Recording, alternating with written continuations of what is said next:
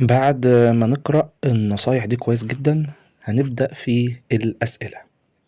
أول سؤال معايا بيقول لي we go went are going to خان الخليلي yesterday. مهم جدا بعد ما نقرأ الجملة نترجم الجملة.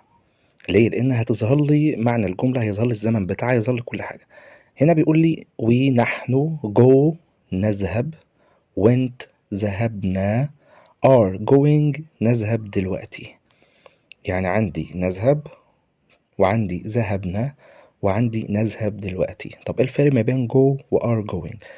go نذهب عادي، العادي بتاعنا ان احنا بنذهب في اي وقت، لكن are going ذاهبين دلوقتي حالا في الوقت اللي احنا فيه.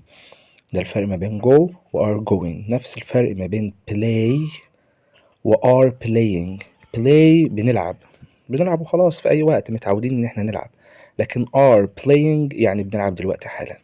طيب went اللي في النص دي بقى، دي الماضي. ذهب زي played لعب، زي helped ساعد. طيب امتى هستخدم ماضي؟ اذا كان الزمن ماضي. طيب هو في الجملة هنا بيقول نحن إلى خان الخليلي امبارح، أمس، yesterday ماضي، والماضي عايز ماضي زيه. يبقى هينفع نقول نحن نذهب إلى خان الخليلي امبارح؟ نحن نذهب دلوقتي إلى خان الخليلي امبارح؟ لا، نحن ذهبنا إلى خان الخليلي امبارح. يبقى اللي أنا استفدت بيه من الجملة هنا إن جو لوحدها أو الفعل لوحده كده ده بيكون في المعتاد، في العادي بتاعي خالص، ده مضارع بعمله بصورة متكررة، العادة بتاعتي إن أنا بعمله على طول. لو am و is و are والاي ان جي زي are going is going am going، ده معناه إن الحاجة دي بتحصل دلوقتي حالا، يبقى مضارع بس دلوقتي حالا. لكن التصريف التاني ده اللي بيديني الماضي، يبقى الماضي عايز التصريف التاني للفعل. طيب دي الأفكار اللي احنا خدناها من السؤال الأولاني، يا ريت نسجل الأفكار دي عشان نذاكرها بعدين. السؤال التاني بيقول لي they visited visit visiting the zoo last weekend. they هم visited زاروا visit يزور، visiting الزيارة هي مش كانت من شوية are والاي ان جي كان اسمها حاجة بتحصل دلوقتي؟ طيب بس هنا مفيش are. يعني ايه بقى الفرق؟ الفرق معايا ان لو في am و is و are والفعل متزود له اي ان جي معناه ان الحاجة بتحصل دلوقتي، بس بتحصل دلوقتي حالا. يكون في الشرطين am و is و are واحد منهم موجود والفعل مزود له اي ان جي، يبقى الحاجة فعلا معاك بتحصل دلوقتي حالا، تمام. لكن لو موجود الفعل بالاي ان جي لوحده ما يبقاش بيحصل دلوقتي، تمام. يبقى ليه معنى تاني. المعنى التانية بتاعتي ان الفعل بتاعي اللي هو visit مثلا يزور، لما بزود له اي ان جي لوحدها من غير verb to be اللي هو am و is و are بيطلع عندي اسم الكلمة. هي كانت visit يزور تبقى visiting الزيارة، play يلعب playing اللعب، help يساعد helping المساعدة نفسها، تمام. travel يسافر traveling السفر. يبقى هنا بتحول الفعل لاسم في بعض الكلمات بإضافة اي ان جي من غير ام واز ومين وار، انما ام واز وار يبقى معناه بيحصل دلوقتي حالا. يبقى انا عندي هنا visited زار، visit يزور عادي في اي وقت، ده هو متعود يعمل كده، visiting الزيارة. the zoo مين؟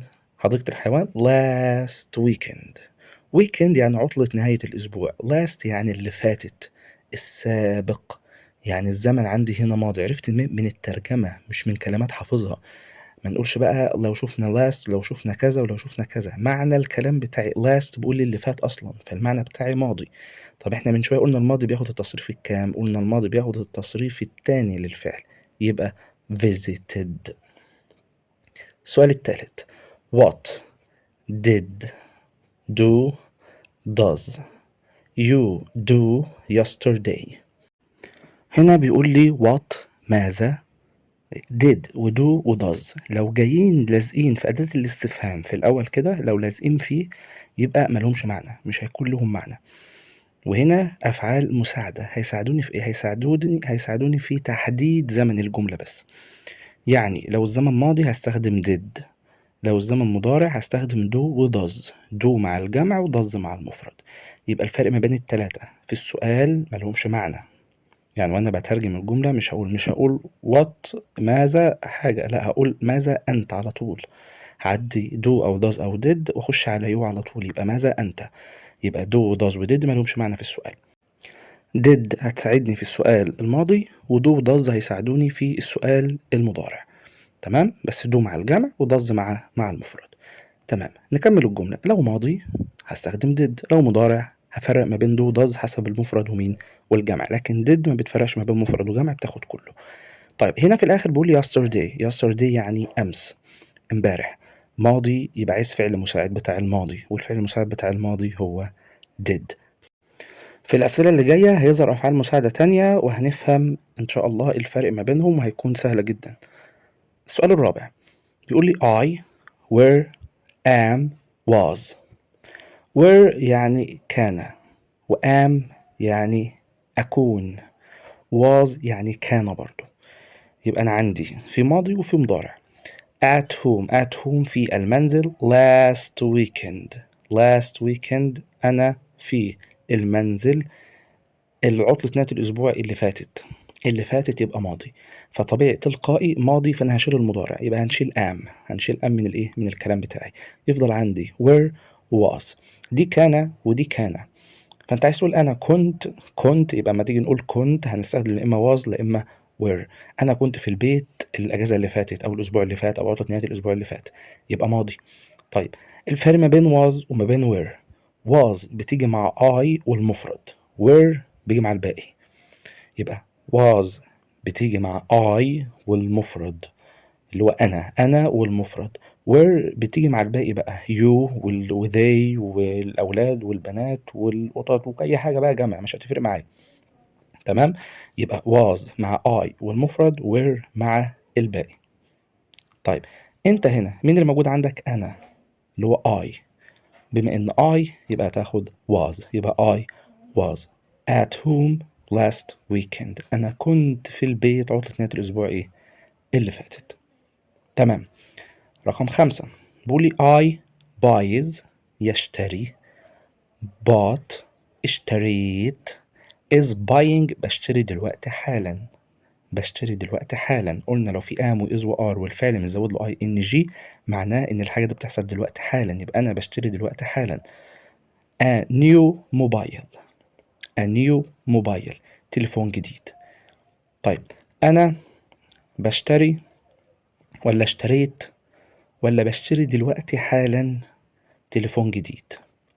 التلات معاني ينفعوا. المعاني خلي بالنا، المعاني أنا بشتري تليفون جديد، أنا اشتريت تليفون جديد، أنا بشتري دلوقتي حالا تليفون جديد. طب إيه الفرق ما بين التلاتة؟ قال لي الفعل اللي هو فيه اس، الفعل خلي بالك، الفعل اللي متزود له اس ده مضارع بس بيجي مع المفرد. الفعل اللي متزود له اس، الفعل مش الاسم، الفعل اللي متزود له اس. باي يعني يشتري متزود له اس يبقى فعل متزود له اس. الفعل بنزود له الاس لما يكون الفعل بتاعه مفرد. الفعل عندي هنا اي، واي في القاعدة دي يعامل معاملة الجمع مش المفرد، فبايز مش هتنفعه. ليه؟ لان بايز عايز حد مفرد، واي هنا في القاعدة بتاعت الفعل بتزود له اس او مش بتزود له اس، هنا الاي بيتعامل مع اللي مش بتزود له حاجة مع الجمع، فهنا مش هياخد الاس، يبقى بايز غلط. bought يعني اشترى، عادي دي تنفع معايا.